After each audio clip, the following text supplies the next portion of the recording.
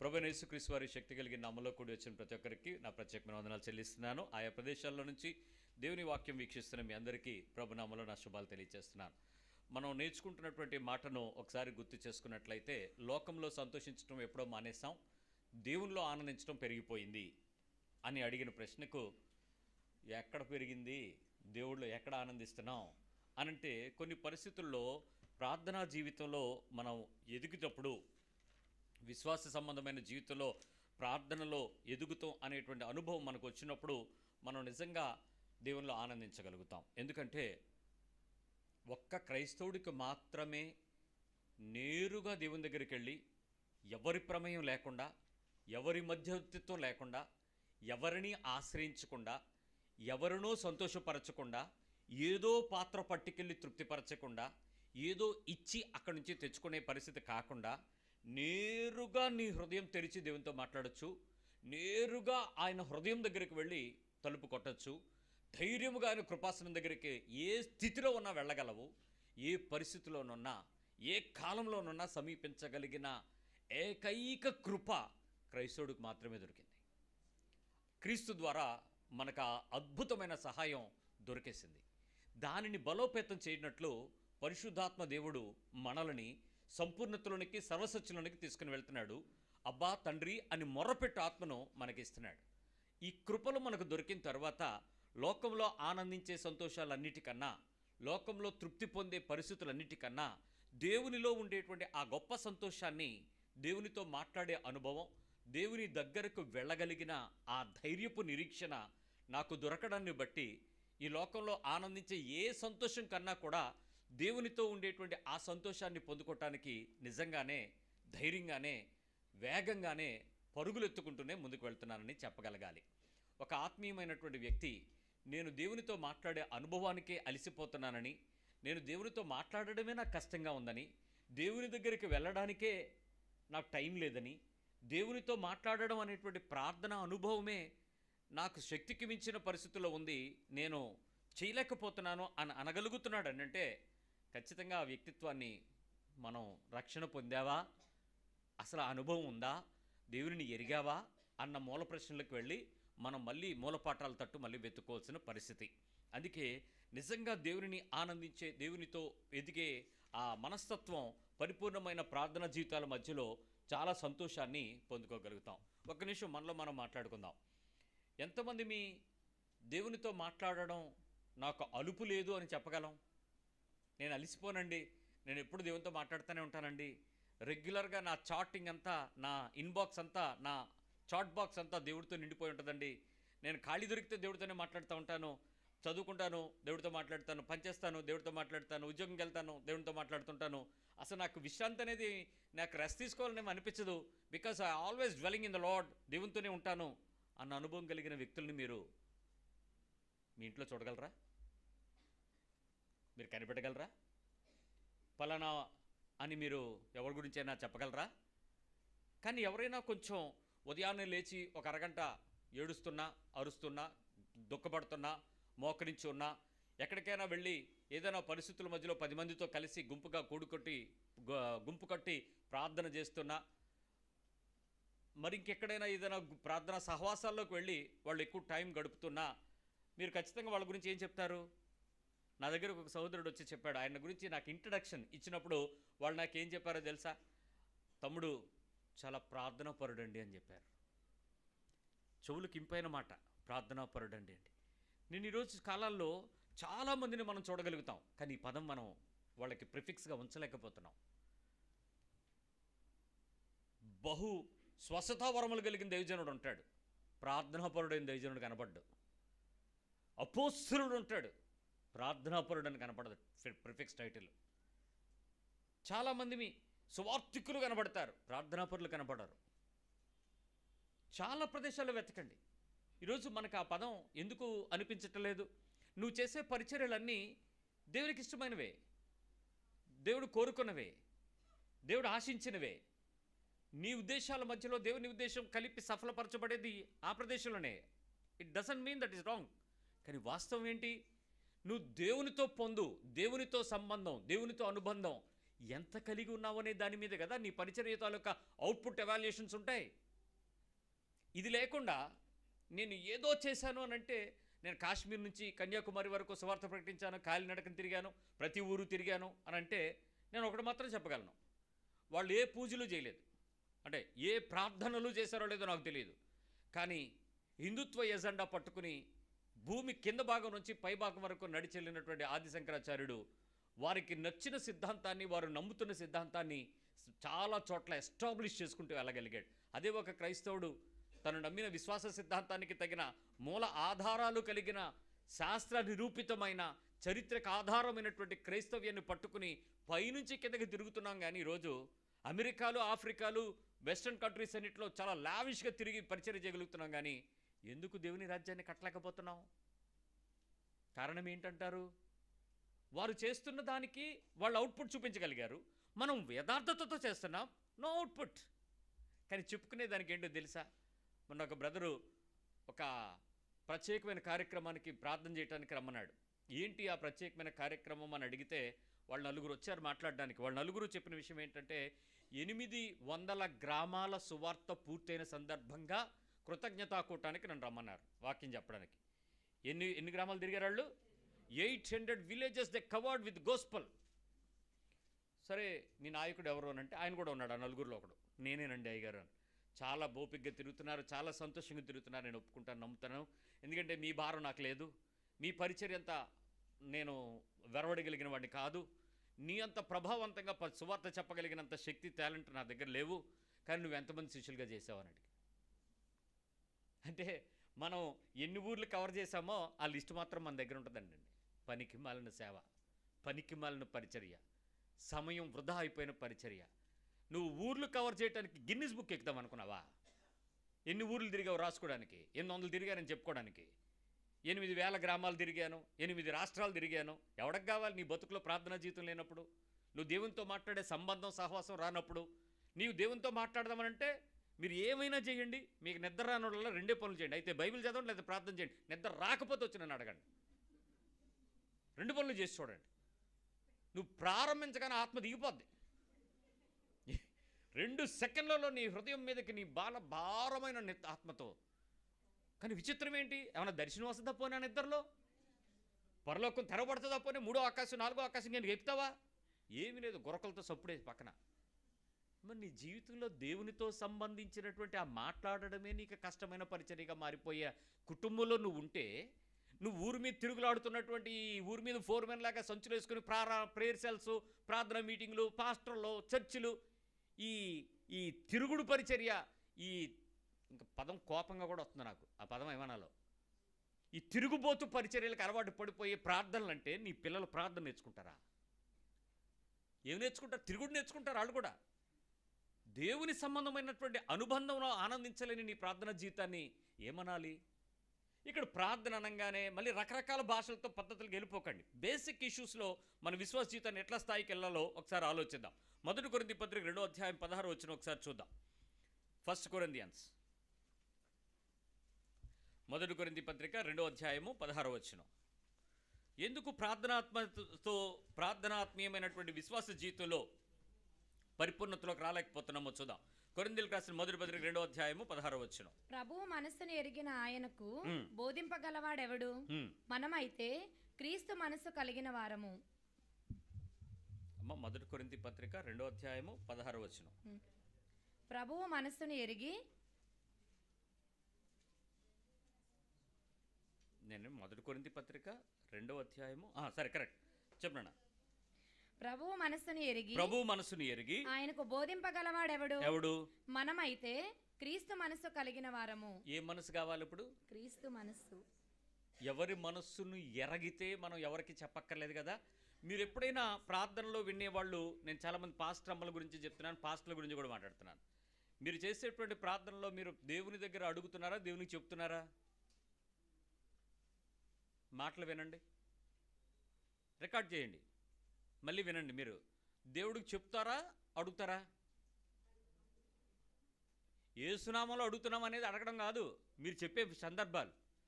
ప్రభువా ఆడు కాలేజీకి వెళ్తున్నాడు కదా, ఆడు తప్పిపోతాడు కదా, మరి ఆడు తప్పిపోకుండా చూడు ప్రభువా అంటే ఏం చెప్తున్నావా ఆయనకే అడుగుతున్నావా? మీరు ఎత్తకండి. చాలామంది సేవకులు చేసే ప్రార్థనలలో దేవుని దగ్గరకు వెళుతున్నాము, దేవునికి సమస్తము ఎరుకే, మనమేం చెప్పక్కర్లేదు, మనమేమీ రికమెండ్ చేయక్కర్లేదు, మనమేమీ దానికి ఎక్స్టెన్షన్స్ పెట్టక్కర్లేదు, మనమేమీ ఆయనకి గైడ్లైన్స్ రాయక్కర్లేదు. నువ్వు ఈ లైన్ దాటకు ప్రభువా, నువ్వు ఇలాగే చెయ్యి, ఇలాగే చూడు, ఇలాగే చెప్పు, ఇలాగే పట్టుకురా, ఇలాగే ఇచ్చే, ఇవన్నీ ఏంటి మీరు చెప్తారా? ఆయనకి చెప్పగలిగినోడు ఎవడు? ఆయన మనసు ఎరగడం ఏంటి? నీ ప్రార్థనా జీవితంలో అది కావాలి. మార్నింగ్ నా దగ్గర ఒక ఆమె వచ్చి చెప్పారు, అయ్యా 7 లక్షలకి ఎకరానికి ఎకరమా అరెకరమా ఏదో 7 లక్షలు చొప్పున బేరం అవుతుంది గవర్నమెంట్ వాళ్ళు చెప్పారు, కానీ ఓ 2 లక్షలు ఎక్కువ అయ్యేలాగా చూడు, ఓ 9-10 వచ్చినా పర్వాలేదు, మన బాధలను తీరిపోతాయి. మరి ఆపరేషన్కి వెళ్తున్నాను, నా కన్ను ఆపరేషన్ పర్ఫెక్ట్గా అయిపోవాలా, ఏ నీరు రావడం గట్రా అట్లా ఏం జరగకూడదు, 3 సార్లు పోస్ట్పోన్ అయిపోయింది, ఇంకా అవ్వకూడదు, మరి ఇవన్నీ కొంచెం గట్టిగా చెయ్యాలి. ఇప్పుడు నేనేం చేయను? దేవునికి ఏం అడగాలి? ప్రభువా 7 లక్షల బేరం తూచేసే, గవర్నమెంట్ ఒప్పించే, అధికారికి ఇప్పుడు 9 లక్షలు ఎక్కించే, నాకు 10 లక్షలు వచ్చేలాగా చూడు, నా దశంభాగం కూడా పెంచు, ఇంకేమో నేను లిస్ట్ పెట్టాలి. దీన్ని ఒక అరగంట సేపు మనం చేస్తే దాన్ని మీరందరూ ఏమనుకుంటున్నారు? అయ్యగారు బాగా ప్రార్థన చేశారు, మనం కూడా బాగా ప్రార్థనలో ఉంటే 9 లక్షలు వస్తుంది, లేదా 10 లక్షలు వస్తుంది, లేదా నాకు స్వస్థత వస్తుంది, నాకు ఆరోగ్యం వస్తుంది. ఇక్కడ వాక్యం ఏం చెప్తుంది? ఆయన మనస్సు నెరగడం ఎలా? ఆయన ఏంటి? ఆయన సృష్టి యొక్క కార్యం ఏంటి? ఆయన బలం ఏంటి? ఆయన ప్రభావం ఏంటి? ఆయన అనుబంధం ఏంటి? ఆయనకు నాతో ఉండేటువంటి ఆ సంబంధం ఏంటి? నేను ఆయనతో మాట్లాడే అనుభవానికి నేను ఏ స్థితికి వెళ్ళాలని ఇష్టపడతాను? నీ కూతురు, నీ కొడుకు, వాడికి ఏమీ అమాయకంగా ఉండే వయసులో ఉండేటప్పుడు, మహా ఉంటే ఒక 2-3 ఏళ్ళు వచ్చే లోపు, ఎల్కేజీ యూకేజీ దాటి ఫస్ట్ స్టాండర్డ్కి వచ్చే లోపు వాడికి కావాల్సిన ప్రతి అవసరత ఎవరు తీరుస్తారు? ఎవరు తీరుస్తారు? వాడికి మీరే తీరుస్తారు. కానీ వాడికి మాటలు వచ్చిన తర్వాత మీరేం నేర్చుకుంటారు చెప్పండి? ఆడు అడగాలని కోరుకుంటారు, అంతేనా? మీరే తీరుస్తారా? అట్ ద సేమ్ టైం వాడు చేసే పనులలో, పద్ధతులలో క్రమమైన పద్ధతి ఉంటే మీరు వాడు అడిగిన దానికన్నా మంచిది ఇవ్వాలని అనుకుంటారు. ఆడేదో ఒకటి అడిగితే మీరు 2 ఇస్తారు, వాడు చిన్నది అడిగితే పెద్దది తెస్తారు. ఎందుకు? వాడి యాటిట్యూడ్, వాడి యొక్క క్రియాత్మకమైనటువంటి ప్రభావవంతమైన పనితీరు మెరుగుగా చూపించడాన్ని బట్టి నేను వాడికి ఇంకా బెస్ట్ ఇవ్వగలిగితే ఇంకా బెస్ట్ అవుతాడని మీరు ఆశిస్తారు. వాడికి మాటలు వచ్చేసి వాడంతటి వాడు స్వభావాన్ని కట్టుకోవడం ప్రారంభించి వాడు ఉద్యోగం, వాడి చదువులు కొంచెం బయటికి వెళ్ళిపోతున్నాడు అనుకోండి, ఖచ్చితంగా మీరు వాడిని నడకని పరిశీలిస్తారా? లేకపోతే అన్నీ మీరు ఆడికి ఎల్కేజీ యూకేజీ వాడికి సమకూరుస్తారా? మీరు ఎదుగుతున్నారు వయసులో, క్రీస్తులో, సంఘములో, ఆత్మీయతలో, రక్షణలో, మరి దేవుని మనసు ఎలా ఎరుగుతారు? ఎరగరా? ఇంకా అయ్యే ప్రార్థనలా, నాకు అది ఇవ్వు, అత్తే, ఇది చూడు, ఇది చెప్పు, అది చెయ్యి, ఇది చెయ్యి. ఇక్కడ ఏముంది? దేవుని యొక్క ప్రభువు మనస్సు ఎరిగి ఆయనకు బోధింపగలవాడెవడు? మనమైతే క్రీస్తు మనస్సును కలిగిన వారము. యేసు యొక్క మనస్సును అర్థం చేసుకుంటే ఆ శక్తి కలిగిన ప్రార్థన మనకు కావాలి. పెండ్లి చేసుకునేంత వరకు భర్త భార్య ఇద్దరూ కూడా ఈ అబ్బాయిని చూడంగానే అమ్మాయికి నచ్చుద్ది, ఆ అమ్మాయిని చూడంగానే అబ్బాయికి నచ్చుతాడు. ఇల్లు చూపులు ఒలి చూపులు అయిన తర్వాత ఒక 1 రోజులు 2 నెలల్లో గ్యాప్ తీసుకుంటాం. బేరాలు బరువులు సెట్ అవ్వాలి కదా. ఈలోపు బేరాలు బరువులు సెట్ అయ్యేంత వరకు వీళ్ళు ఫోన్లో మాట్లాడుకుంటూ ఉంటారు, ఫోటోలు పంపించుకుంటూ ఉంటారు, ముద్దులు సద్దులు అన్నీ జరుగుతూ ఉంటాయి, చాలా బాగుంటాయి. మొదటి సంవత్సరం చాలా చక్కగా పరమ గీతాలు ఉంటాయి. ఆ ప్రసంగికి వచ్చే 2వ సంవత్సరం 3వ సంవత్సరం లోపు ఆ కాలం తర్వాత వాళ్ళు వచ్చి ఏం చెప్తారు? ఈడిలాటోడని నాకు ముందు తెలియదు, దీంతో ఏగలేకపోతున్నానని నాకు కూడా ముందు తెలియదు. మొదట్లో ఉన్న ప్రేమ ఇప్పుడు ఏమవుతుంది? కొంచెం పల్చనైంది. అలా అని పిల్లలు పుట్టేస్తారు. ఈలోపు విడిపోవడానికి అవ్వదు, విడిగా ఉండడానికి అవ్వదు, వేరు చేయడానికి అవ్వదు, వేర్పాటు పెట్టడానికి అవ్వదు, పరిస్థితులు ఉంటాయి. కానీ ఆ పరిస్థితుల తర్వాత ఆ కుటుంబానికి ఆ భార్యాభర్త ఇద్దరిని పిలిచి కౌన్సిల్ చేసి కొద్ది రోజులు మళ్ళీ కడతాం, మళ్ళీ సంవత్సరం కొంచెం ఉంటారు. ఏ అమావాస్య పౌర్ణమి వస్తుంది, మళ్ళీ స్టార్ట్ అవుతుంది. ఆ చీకటి రోజులు, చీకటి మాటలు గతాన్ని తవ్వుకుని మళ్ళీ ఇంకేదో స్టార్ట్ చేస్తారు. స్టార్ట్ చేసిన తర్వాత మళ్ళీ కొద్ది రోజులు ప్యాచప్, మళ్ళీ కొద్ది రోజులు. నిజం చెప్తాను వినండి, ఇప్పుడు నేను ఇలా ఒక 5 ఏళ్ళు నడిపాను అనుకోండి, 2 పిల్లలు వచ్చేసారు ఈలోపు. ఈ 5 ఏళ్ల పాటు కుటుంబం సంతోషంగానే, అంటే సంతోషంగా అంటే ఆ రోజులు తప్ప మిగిలిన రోజులు, ఆ అమావాస్య పౌర్ణములు తప్ప మిగిలిన రోజులు సంతోషాలే. ఒక 5 ఏళ్ళు 6 ఏళ్ళు అయిపోయింది అనుకోండి, ఒక 7 ఏళ్ళు అయిపోయింది అనుకోండి, నేను అలా పెంచుతున్నాను. ఒక 8 ఏళ్ళు అయిపోయింది అనుకోండి, ఏది పడుతూ లేస్తూ పడుతూ ఓ 10 ఏళ్ళు అయిపోయింది అనుకోండి, పిల్లలిద్దరూ పెద్దోళ్ళు అవుతున్నారు, ఇంచుమించు వాళ్ళకి ఒక 6 ఏళ్ళు 7 ఏళ్ళు దాటిపోతూ ఉంటాయి. ఇప్పుడు భర్తను పిలిచి మీ భార్యకి 10 ఏళ్ళు అయింది కదరా, బాగా అర్థం చేసుకున్నావు కదా, 2వ సంవత్సరమే అర్థమైపోయింది. ఈడేటో నాకు ఆ మొదటి రోజు రాత్రి అర్థమైపోయాడు, ఇంకేం కొత్తగా స్టడీ చేయడానికి ఏట్లేదు. ఏటనుకుంటున్నావు, పుస్తకం రాసేస్తుంది ఇప్పుడు. మనోడు పిహెచ్డీ చేస్తాడు వాళ్ళ ఆవిడ మీద. నిజం చెప్పండి, క్రీస్తుకి సంఘానికి ఉన్న అనుబంధం, పెండ్లి కుమారునికి పెండ్లి కుమార్తెకి ఉన్న అనుబంధం, నేను ఇప్పుడు చెప్పినటువంటి పెండ్లి కుమారుడు పెండ్లి కుమార్తె అన్న భార్యాభర్తలైన అనుబంధం ఓ 2 ఏళ్లకే ఒకరి గురించి ఒకరికి అవగాహన వచ్చి అర్థవంతంగా మారిపోయి ఇబ్బందుల కొలిమిలో నలిగిపోతూనే కాపురం చేస్తూ ఉన్నామంటే ఉన్నాము, లేకపోతే బెటరు, ఉండకుండా ఉంటే బాగున్ను, ఇలా జరగకుండా ఉంటే బాగునని శపించుకుంటున్న బతుకులో ఒక కుటుంబం నెట్టుకుంటూ ఒక 10 ఏళ్ళు 6 ఏళ్ళు 8 ఏళ్ళు నడిపితే ఇంకా అర్థం చేసుకోవడానికి ఏదో ఉందని అర్థమా, ఏమీ లేదని అర్థమా?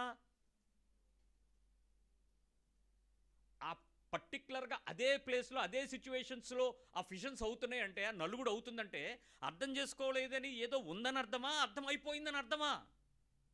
ఏంటి అర్థం? అర్థమైపోయిందనా?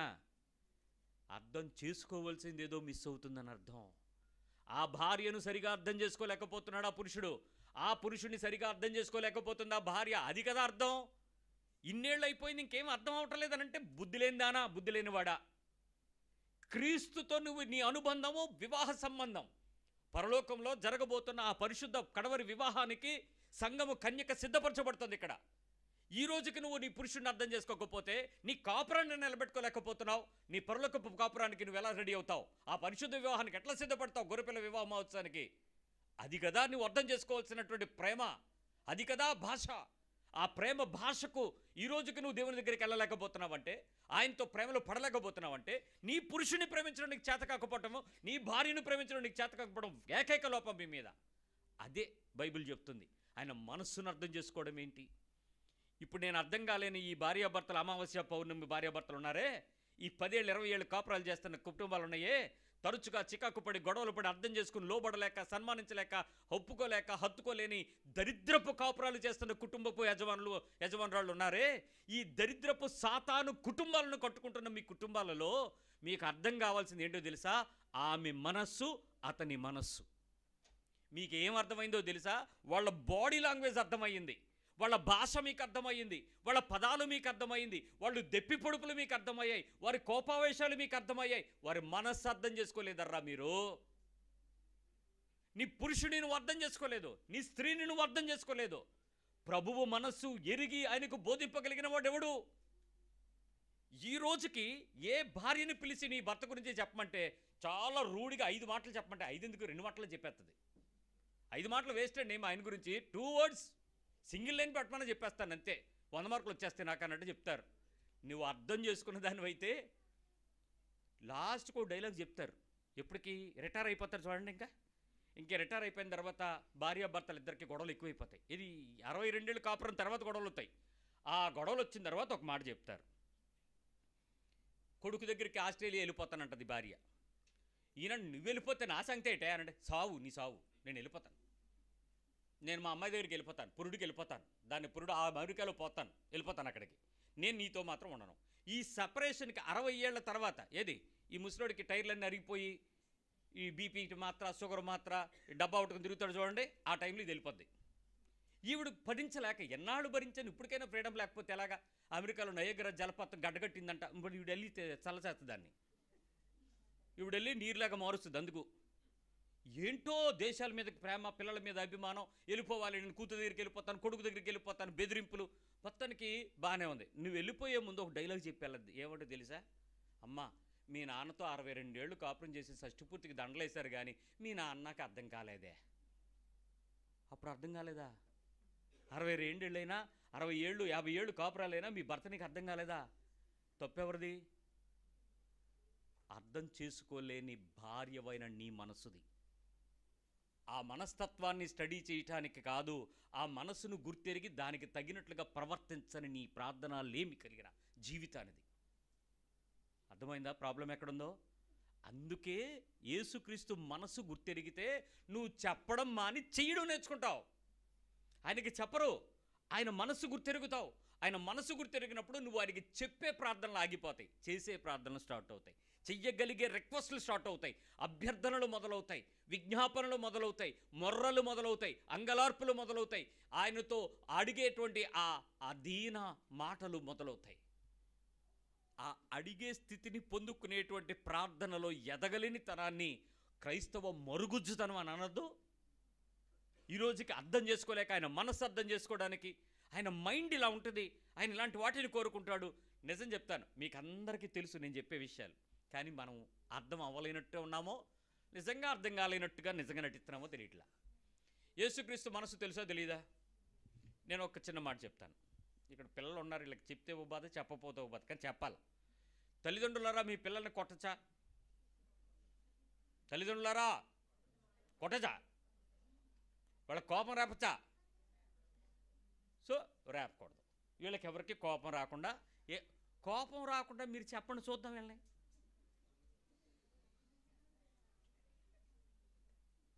సహనానికి పరాకాష్ట. మీరు ఎంత ఓపిక పడితే వీళ్ళు మిమ్మల్ని అంత టెంపర్మెంట్లోకి తీసుకెళ్తారు. ఆఖరికి నీ చేత పాపం చేయిస్తే కానీ నిద్రపోదు ఈ పిల్లలు. ఏ రాత్రైనా దెబ్బ పడిపోతేనే నువ్వు ప్రశాంతం, ఈడు ప్రశాంతం, నాది నాకు ఇచ్చే నేను పడుకుంటానంటారు వీళ్ళు. అల్లరి చేస్తే కానీ శాంత రాదు వీళ్ళకి కదండి. కోపం రాకూడదు. పిల్లలు, మీ అందరికీ బైబిల్ ఏం చెప్తుంది? మీ తల్లిదండ్రుల ప్రతి మాటకు మీరు విధేయత చూపించాలక్కర్లేదా? వాళ్ళు చెప్పినట్టు వినాలా వద్దా? చెప్పిన ప్రతి పని చేయాలా? వాళ్ళు మీ మీదకు ఎప్పుడూ కూడా కోపం రేపకుండా వాళ్ళు చూడాలి అని అంటే మీరు వాళ్ళు చెప్పిందంతా వినాలా అక్కర్లేదా? మీరు వింటారా వినరా? మీకు నచ్చింది చేస్తారు, వాళ్ళకి నచ్చింది తప్ప. సో ప్రతి విషయంలో ఈ డ్రిఫ్ట్ మీకు అర్థమైనప్పుడు, వాక్యం ఏం చెప్పుందో అనే విషయం మీకు అర్థమైన తర్వాత ఆ పని చేసేటప్పుడు నీకు ఎప్పుడైనా భయం వచ్చిందా? ఇది యేసుప్రభు మైండ్కి ఇష్టం లేదు, ఆయన మనసుకు కష్టం కలిగిస్తుంది, ఆయన బాధపడతాడు ఈ పని చేస్తే అని నీకు ఎప్పుడైనా అనిపించిందా? తల్లిదండ్రులను అడుగుతున్నాను. ఆ దెబ్బ వేసే ముందు, ఆ అరుపు అరిసే ముందు, దొన్నపోతా అడ్డగాడిదా అని నువ్వు తిట్టే ముందు దాని మదర్ ఎవరు? దాని ఫాదర్ ఎవరు? వాడి ఫాదర్ ఎవరు?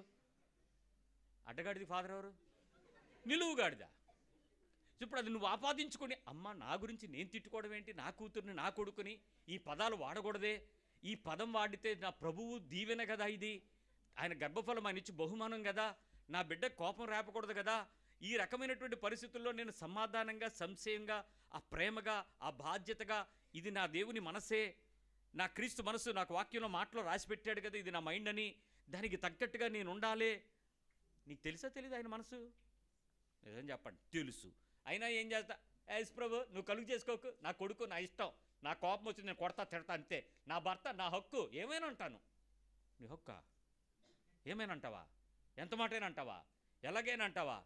ఒక స్త్రీ ఎప్పుడైతే తన పురుషుడి నుంచి నీతో నేను ఉండను విడిపోతానని నోట్లోంచి మాట మాట్లాడిందో, ఏ పురుషుడైతే తన భార్యను భరించక నిన్ను విడిచిపెట్టాలి, నిన్ను విడాకులు తీసుకుంటాను నోట్లో మాట్లాడాడో వాడు చచ్చినవాడు, చచ్చినది.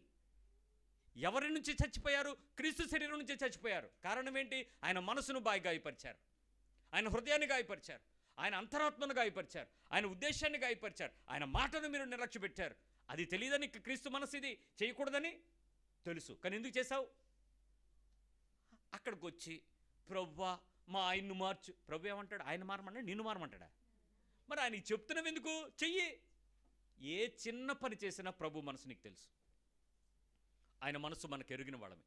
ఆ ఎరిగిన మనస్తత్వానికి తగినట్లుగా మన హృదయాంతరంగాలలో దేవుని యొక్క మనసును అర్థం చేసుకోలేని బలహీనతను మనం అర్థం చేసుకోవటానికి దేవుని సన్నిధిలోనికి వచ్చి అన్నిటి విషయంలో ప్రభువా అయ్యా అన్నిటి యందు నేను వివేచించగలగడానికి, ఈ విషయాలు నీతో నేను మాట్లాడుతున్నట్టు అనుభవానికి నా బాధ వ్యక్తపరచుకోవటం వేరు, నా దుఃఖం వ్యక్తపరచడం వేరు, నా సహాయాన్ని అర్థించటం వేరు, దేవుని మనసు గుర్తెరిగి ఆయనతో మాట్లాడడం వేరు.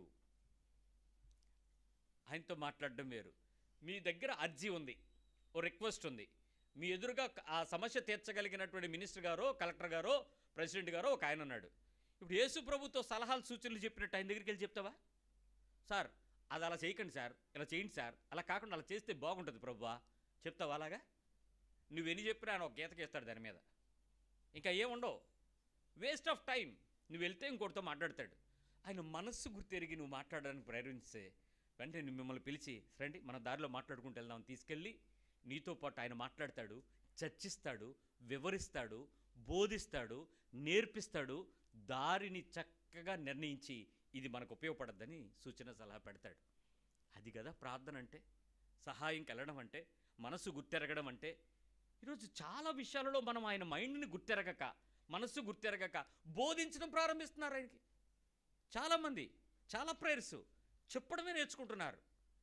చెప్పడం అనేటువంటి విషయంలో అడగడానికి, రిక్వెస్ట్లకు వెళ్ళి మన మన లిస్ట్ అంతా పెట్టుకుని ఏడవడానికి దాటి కొంచెం అబోవ్ పని చేయడానికి ప్రయత్నించండి, కొంచెం మోర్ యాప్ట్గా పనిచేయడానికి ప్రయత్నించండి. ఇక్కడ నేను ఇద్దరి బలమైనటువంటి వ్యక్తులు మీకు పరిచయం చేస్తాను. ఒక వ్యక్తి డాక్టర్ అయినటువంటి గుడ్ క్రిస్టియన్, మెడికల్ డాక్టర్ అయినటువంటి క్రిస్టియన్, మంచి క్రైస్తవ విశ్వాసము కలిగిన, స్వస్థత వరం గురించి తెలిసిన, నేను కిందటి వారం చెప్పాను కదా, దేవునితో సంబంధం అంటే ఎలాంటి ప్రార్థన కలిగి ఉండాలి, ప్రార్థన చేస్తే మందు కన్నా మించిన విశ్వాసంతో స్వస్థత చూడగలిగిన కన్నులు కలిగినటువంటి విశ్వాసం కలిగి ఉండాలి. అంతేగాని మందులేస్తేనే కాదు, రెండూ జరుగుతాయి.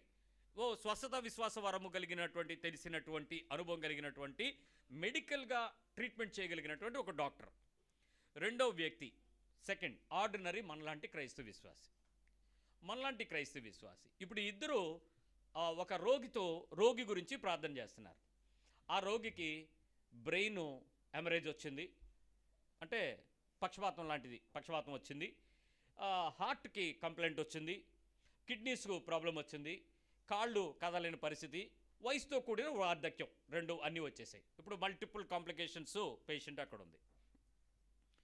ఈ మెడికల్ విశ్వాసం కలిగినటువంటి డాక్టర్ హృదయంలో నుంచి వచ్చేటువంటి అక్కడ రీడింగ్లు, రిపోర్ట్లు, టెస్ట్లు, తెలిసిపోయినటువంటి మెడికల్ డాక్టర్ చేసే ప్రార్థన, మామూలు మనలాంటి వాళ్ళు చేసే ప్రార్థన ఎలాగుంటుందో చెప్పండి. ఇప్పుడు మీకు ఇద్దరికి డెడ్ లైన్ ఒకటే. ఏంటో తెలుసా డెడ్ లైను? 48 hours తర్వాత కానీ ఏ విషయం చెప్పలేము. కళ్ళద్దాలు తీసే డాక్టర్ కళ్ళద్దాలు తీసి 48 గంటల తర్వాత అన్నాడు. ఇప్పుడు మెడికల్ డాక్టర్ చేసే ప్రార్థన ఎలా ఉంటుంది, మీరు రెగ్యులర్గా మనం చేసే ప్రార్థన ఎలా ఉంటుంది చెప్పండి. మీ సొంత మనుషులు అయితే ఎలా ప్రార్థన చేస్తారు? ప్రభు తీసుకో అంటారా? ఎలాగైనా అంటే ఎలాగా? నువ్వు లాజర్ని బయటికి పిలిచావు చెప్పరేమండి. మీ ప్రార్థనలో ఎలా ఉంటుంది, మీ విశ్వాసం ఎలా ఉంటుంది, మీ రిలేషన్ ఎలా ఉంటుంది? ప్రభు కట్లు కొట్టుకుని లాజర్ వచ్చినట్టు రాత్రి మా అమ్మ ఐసీయూ నుంచి నడుచుకుని వచ్చేలా చెయ్యి, ముక్కులకు చూపులు, గొట్టాలు, వైర్లు పట్టుకుని వచ్చి ఇలా ఇప్పి నుంచి ఎలాగ చేయగలవు ప్రభు, నేను నమ్ముతున్నాను, రాత్రి అంతా ఉపవాసం ఉంటాను, తెల్లవారు ఏడుస్తాను. ఇంకా ఇప్పుడు మెడికల్ డాక్టర్ ఏం ప్రార్థన చేస్తుంది? ఆ రీడింగ్లన్నీ చూస్తూ, వాస్తవానికి తెలుస్తూ, సహజ విశ్వాసపు స్వస్థత ప్రమాణం తెలుసు, మెడికల్ రీడింగ్లు తెలుసు. ఇప్పుడు ఆవిడ ఎలా ప్రార్థన చేస్తుంది చెప్పండి? ఇది ఎవరికి తెలీదా? వాళ్ళు ఏమంటారు? మీ చిత్తం అనేస్తారా? వాళ్ళకి కొన్ని విషయాలు రీడింగ్లు బట్టి వాళ్ళకి ఏమర్థం అవుతుంటుంది? పేషెంట్ తాలూకా టైము పెరుగుతుందనా తగ్గుతుందనా? మీరు డబ్బులు ఇస్తే పెరుగుద్ది, లేకపోతే తగ్గుద్దని. అక్కడ మీరు కట్టే డబ్బులను బట్టే మారుతుంటుంది లైఫ్. సో జరుగుతుంది. ఇప్పుడు వారిలో ఇద్దరిలో ఎవరి విశ్వాసం, రోగి విశ్వాసమా, తీసుకెళ్ళిన అటెండెంట్ విశ్వాసమా, డాక్టర్ విశ్వాసమా, ఇవన్నీ పక్కకు పెట్టండి. కానీ వాస్తవంగా అర్థమవుతున్నటువంటి మనిషి పేషెంట్ తాలూకా రోగము, రుగ్మత, బలము, బలహీనతను చూసి ఆమెకున్నటువంటి అనుభవాన్ని బట్టి ఆ దైవ సంబంధమైన, ఆ వైద్య సంబంధమైన రెండింటి మధ్యలో ఆమె ఒక పాయింట్ దగ్గరికి వచ్చి అక్కడ దేవుని దగ్గర నిలబడతారు. ఈ పారామీటర్ మారితే మిరకల్ జరుగుద్ది, లేకపోతే చెప్పలేను. కానీ ఏదేమైనా మన చేతిలో ఏం లేదు కాబట్టి దేవునికి అప్పగిస్తున్నాము. అక్కడ ఆ విశ్వాసంలో గెలవాలని, బాగు చేయాలని, మార్చేయమని ఏమి చేయలేరు. బికాజ్ వాళ్ళ స్టడీస్ వాళ్ళకి నేర్పింది అదేనండి ఎరగడం అంటే. మనమేం ప్రార్థన చేస్తాం చెప్పండి? విశ్వాసమునకు కర్తయ్య కొనసాగించేవాడని యేసు వైపు చూచుచూ పరుగు పందెంలో నిద్రపోక, ఆ రాత్రి అన్నం తినక, మంచినీళ్ళు తాక్క, ఉమ్ము మింగక ముస్లిం ప్రార్థన కూడా మొదలెట్టేస్తాం మధ్యలో. దువా నీ విశ్వాసంతో దేవునిని అడుగుతున్నావా, దేవునికి చెబుతున్నావా? ఆ అనుభవాల్లో నీ హృదయంతో దేవునితో అనుభవం, ఆ ఆ పరిశుద్ధమైన దేవునితో ఉండేటువంటి ఆ లక్షణం దగ్గరికి నీ మనసు వెళ్ళగలిగిందా? దేవుని మనసు ఎరగడం అంటే అది. ఓ తప్పు చేయాలని వచ్చింది, నీకు తప్పు చేయాల్సి వచ్చింది, ఓ ఫేక్ రెజ్యూమెల్ పెట్టాల్సి వచ్చింది. అది పెడితే నీకు కొంత లాభం పెరుగుద్ది, కొంత ప్రమోషన్ వస్తుంది, లేక మంచి ఉద్యోగం వస్తుంది, మంచి ట్రాన్స్ఫర్ వస్తుంది, లేకపోతే అమెరికా వెళ్ళిపోతావు, లేకపోతే వీసా వచ్చేస్తుంది. అది పెడితే ఏమీ దొరకవు, ఎవరికి నష్టమే లేదు, పెట్టచ్చు. యేసుక్రీస్తు మనసు నీకేం తెలుసు? చేయొచ్చా పని? చేయకూడదు. కానీ ఇప్పుడు నీకు ఎందుకు చేయాలనిపిస్తుంది? ఆ టైంలో కొద్ది నిమిషాలు ఏం చేయాలనిపిస్తుంది? దేవుడి గురించి పక్కకి వెళ్ళి నీ పని నువ్వు చక్కబెట్టుకుని ఆ తర్వాత దేవుని సంగతుల దగ్గరికి వద్దాం అనిపిస్తుంది. మరి ఆ టైంలో క్రీస్తు మనసు ఎరిగిన మాటైనా నీ జీవితంలో ఉంది? ఆలోచించు. నువ్వు చేసే ప్రతి ప్రార్థన దేవునితో సంతోషించే అనుభవానికి మారనప్పుడు, ఆయన దగ్గరికి వెళ్ళడానికి నాకు రిమార్క్ లేకుండా నేను అడగగలననే ధైర్యం నీకు రానప్పుడు, నువ్వు చేస్తున్నది తప్పు కాదు అని చెప్పగలిగిన విశ్వాసంతో నిలబడగలిగినప్పుడు, ఆయన మనసు ఎరిగిన తర్వాత నీకు మాటలు రావు. ఆయనకి సూచనలు సలహాలు చెప్పడం మానేస్తావు. చక్కటి అనుభవంతో దేవుని యొక్క విధానానికి తగినట్లుగా నేను నేర్చుకునే స్థితికి ఎదుగుతాను, పెరుగుతాను, ఆనందిస్తాను. ఆ ఆనందం నీకు ఖచ్చితంగా నీ శరీరానికి వ్యతిరేకంగానే ఉంటుంది. ప్లెజర్స్ ఉండవు, తృప్తి ఉండదు, సుఖం ఉండదు, సంతోషం ఉండదు. నీ శరీరము ఆత్మకు వ్యతిరేకంగా పోరాడుతూ ఉంటుంది. కానీ ఆత్మేమో శరీరానికి ఆపోజిట్గా పనిచేయమని చెప్తూ ఉంటాడు. అక్కడ నలిగిపోతూ ఉండేటప్పుడు నీ శరీరానికి నీ యొక్క ఆత్మకు మధ్యలో ఉండే ఫైట్ జరుగుతుండేటప్పుడు ప్రార్థన ప్రారంభమవుతుంది. ప్రార్థన అప్పుడు ప్రారంభమవుతుంది. నీ మూలుగప్పుడు ప్రారంభమవుతుంది. అప్పుడు దేవుని సలహా కోసం పరుగులెడుతుంది మనసు. అప్పుడు దేవుని వైపు చూస్తుంది. అయ్యా, జోక్యం చేసుకో, వదిలేసావా నన్ను, పక్కకి వెళ్ళిపోతావా, పట్టించుకోవా, ఈ శ్రమ నీకు తెలీదా, ఈ ఇబ్బంది నీకు తెలీదా, నేను పెయిన్ అవుతున్నాను, నువ్వు చూడవా, నాకు సాయం చెయ్యవా? అక్కడ నువ్వు రిక్వెస్ట్లు ఏమి, సూచనలు ఏమి రాయివ్వండి. 1 2 3 4 చెయ్యి, 5 6 7 8 ఓకే, 10 నో, ఏం చెప్పవు. అడుగుతావు చూసావా, ఏ ఉండదు. దావీదు తన కీర్తనలన్నింటిలో ఏడ్చిన ఏడుపులు ఆ ప్రార్థనలే. అందుకే దేవుడు ఏమన్నాడు దావీదుని? నా హృదయానుసారుడు అన్నాడు. మన గురించి అంటాడా? నన్ను ఏడిపించేది వచ్చేస్తుందిరా బాబోయ్ అన్నట్టు, ఈడేదో చెప్తాడు నాకు అర్థం కాదురా అన్నట్టు. ఆయన మనసు అర్థం చేసుకోకపోతే ఎట్లా? సో దేవుని మనసు గుర్తెరిగినటువంటి చక్కటి అన్నిటిని వివేచించేటువంటి అనుభవంతో దేవుని దగ్గరకు రావడానికి మనకి సిద్ధపరచాలి. రైట్, రెండో విషయంకి వస్తున్నాను. 8వ విషయం, యాకోబు పత్రిక 4వ అధ్యాయం 7వ వచనం, జేమ్స్ 4:7. పిల్లల కంటదా పెట్టాల్సిన వాక్యం ఇది. కాబట్టి దేవునికి లోబడి ఉండుడి, దేవునికి మీరు బాగా బెండ్ అయి ఉండండి, అపవాదిని ఎదిరించుడి, అప్పుడు వాడు మీ యొద్ద నుండి పారిపోవును. ఎవరి దగ్గరికి రావాలి, ఎవరిని ఎదిరించాలి? దేవుని దగ్గర. 2 ఆప్షన్స్ ఉన్నాయి. మొట్టమొదటిది ఎవరి దగ్గరికి రావాలి? దేవునికి లోబడి ఉండుడి, అపవాదిని ఎదిరించాలి. ఇప్పుడు మనకి మీరెవరు దేవుని దగ్గర లేరు అని అంటే, మీరు ఇప్పుడు నన్ను ఊరుకోరు, మీ ఎవడైనా మీరు లేరు అని అంటే వాళ్ళని కొట్టేస్తారు. దేవుని దగ్గర లేకపోవడం ఏంటి? మంగళవారం చర్చికి వచ్చాం, ఆదివారం చర్చికి వచ్చాం, మరి శుక్రవారం చర్చికి వచ్చాం, శనివారం రాత్రి ఆల్నైట్ ప్రేయర్కి వచ్చాం, గుడారాల్లో పండగలో టికెట్లు దొరకకపోయినా రైలుకి వెళ్ళాం. ఏమని దేవుడి దగ్గర లేమంటారంటే మీరు తిరగబడిపోతారు దేవుడి దగ్గర లేరు అన్న పదం అంటే. సో మొదటి వాక్యం మీకు నెరవేరితే రెండో వాక్యం ఆటోమేటిక్గా మీకు వచ్చేస్తుంది. అపవాదిని ఏం చేయాలి? ఎదిరించాలి. ఎదిరించండా? ఎవరినైనా పట్టుకొచ్చి ఎదిరించండా? ఏమండి, అపవాదిని ఎదిరించండి అని ఉందా? ఎవరినైనా పట్టుకొచ్చి వాళ్ళ చేత ఎదిరిపించండి అని ఉందా? అపవాదిని ఎదిరించండి. మీ బలం సాలకపోతే ఎవరైనా తెచ్చుకోవాలంట కదా. ఏమ్మా, మీకు శక్తి సాలకపోతే బూస్టు, మాల్టోవా, మాంసం, బాడీ ప్లస్ అలాంటివి ఏవి మింగాలంట కదా. మీకు పవర్ సరిపోకపోతే ఎవరి దగ్గర పవర్ అద్దె తెచ్చుకుంటారు కదా. ఇదేమన్నా అప్పు తెచ్చుకునే పవరా? అపవాదిని ఎవరు ఎదిరించాలి? మీ పాస్టర్ గారా? ఎవరండి? బైబిల్ ఏం చెప్పింది? యాకోబు 4:7 తీసారా? ఉందా? దానిలో ఏముంది? అపవాదిని ఎదిరించుడి, అపవాదిని ఎదిరించుడి, అప్పుడు ఆడేమవుతాడు? నా యొద్ద నుండి విషయం ఏంటో తెలుసా? నువ్వు ఎప్పుడైతే ఎదిరించడం మాని ఎవరినో తీసుకొస్తావో ఆడు ఇంకో దారిలో వస్తాడు. ఆడికి దారులు ఏం లేవు, ఎవడు మింగుదురా అని అన్ని ఊర్లు ఆడివే, అన్ని దారులు ఆడివే, అన్ని పద్ధతులు ఆడికి తెలుసు. సో ఇప్పుడు నాకు అవ్వాల్సింది, నేర్చుకోవాల్సింది ఏంటంటే, దేవునికి లోబడి ఉన్నానని అనుకుంటున్న నేను అపవాదిని ఎదిరించగలిగేటువంటి ఆ యుద్ధాలను ఎదుర్కోగలిగినటువంటి సర్వాంగ కవచాన్ని ధరించుకొని యుద్ధ తంత్రాలను గుర్తెరిగి వాడిని ఎదిరించు జ్ఞానము నాకు ఇవ్వు ప్రభువా అని అడగాలి. యేసు ప్రభువారు 6వ అధ్యాయం మత్తయి సువార్తలో ఏం చెప్పాడు? కీడు దుష్టుడి నుంచి నన్ను, దుష్టుడు అనే పదంలో కింద ఉంది, కీడు నుంచి నన్ను తప్పించుకొనున్నట్లు నువ్వు నాకు సహాయం చేయమని అడగమన్నాడు. సో నేను తప్పించుకోవాలి అని అంటే నేను ప్రార్థన చేయాలి, నేను దాన్ని దేవుని సహాయం అడగాలి. దుష్టుని నేను ఎదిరించడం నాకు నేర్పించు, నేను దాన్ని ఎదిరించాలి, నాకు సహాయం చేయి, నాకు ఫైట్ చేయడానికి సహాయం చేయి, వాడిని అపోజ్ చేయడానికి నాకు సహాయం చేయి, వాడిని బయటకు గెంటేయడానికి నాకు ప్రయత్నం చేయి. నేను చేస్తున్నాను కానీ నాకు బలం సాలట్లేదు, మీరు రండి, మీరు రండి. అప్పులైపోతావు అమ్మా, చెప్తున్నాను, అప్పులైపోతావు. 7 వారాలని 3 వారాలని 30 రోజులని 40 రోజులని మీటింగ్లు పెడితే అప్పులైపోతావు. 7 పాస్టర్లకు భోజనం పెట్టాలి, 7 ముత్తైదుగులకి చీరలు పెట్టాలి. ఈ పాస్టర్లే నేర్పుతున్నారు ఈ చెత్త పనులు. అనవసరంగా అప్పుల పాలు అయిపోతావు. జాగ్రత్త, ఎదిరించడం నేర్చుకో.